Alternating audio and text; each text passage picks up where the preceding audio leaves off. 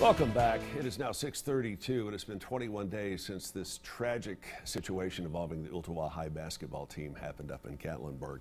We know a lot of the details of what happened, but what we really don't know how to do is kind of move forward from this psychologically, not just individually, but us as a community. Dr. Cheryl Bechtel is here to join us talking about that. First, Dr. Cheryl, good morning and welcome to the show. What were your initial thoughts when you heard what had happened up there? Well, I am working in severe trauma all the time, and what my first thought was to pray, because the four young people that are involved in this crime, a severe crime, right, and a psychologically devastating crime for everyone involved and the boys who were there at the cabin. I felt like that we need to really start working with our youth in this area, because there is such a lack of respect and integrity in this whole event. When something happens like this, they're not your kids, they're not my kids, they're our kids. I They think are all of our us kids. felt very violated by Yes. this situation, and the lack of information that was coming from the authorities just seemed to make this situation even worse. What would you tell somebody? Actually, before I get to that, I want to ask you this. Do you think this crime, and it is a crime, and Yes. it's not hazing, it's not bullying, No. it's rape.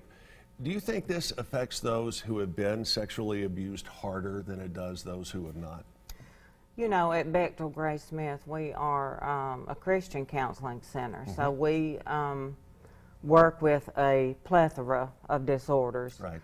But we are experts in severe trauma and domestic violence, etc.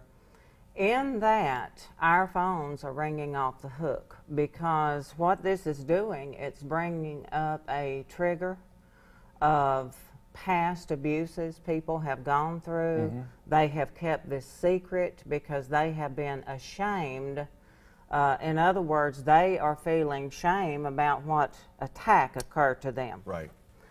And suddenly it's in the news, it's all around, and there is a cover-up feeling to this event. Sure. I have seen, since this occurred, many, I can't count off the top of my head, families that have athletes at Ooltewah and also athletes at other facilities and schools in our area, and they are outraged because of the secrecy that it seems to them. When you and I were talking earlier, it's like until we identify the extent of the problem and exactly what happened, it's going to be difficult to begin the recovery process. Exactly. How, once that happens, do we as a community begin getting to the next level? What should the next level be? The next level, I believe, is to begin a dialogue, and we're doing that here. Right. And what will happen is Facebook will blow up. We will have a lot of media of people sharing their opinions. At some point, the authorities, whether it be through the release of records, through the trials, the truth has to come out. And when that truth comes out, we will understand that the young man did, the 15-year-old did, from what I understand, went to his coach and his authorities for help, because there was the hazing part of the trip of the four freshmen. But he was ignored. he was ignored. He was not protected.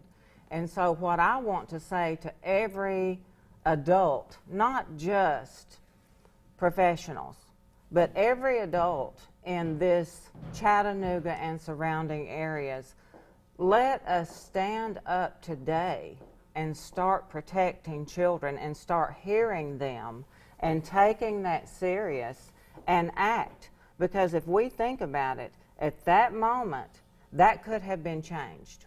Right. For all four of these children. And at that moment, that could have been your child or Yes, your it could. child or your child just as easily. Yes, it Dr. could. Cheryl, we're running out of time. We'll have you back here in the coming weeks. Thank you so much for helping us understand this a little bit more from the psychological point of view.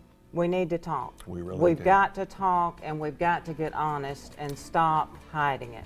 And let's be real, this hazing and bullying has gone on long enough. It's just gone to a whole other level. And you're It right, has. it's got to stop. It has. If you'd like to get Thank in touch you. with Dr. Cheryl Bechtel, you can do that at Bechtel Gray Smith Counseling. They're out in East Brainerd. The phone number is 894-6712, 894-6712.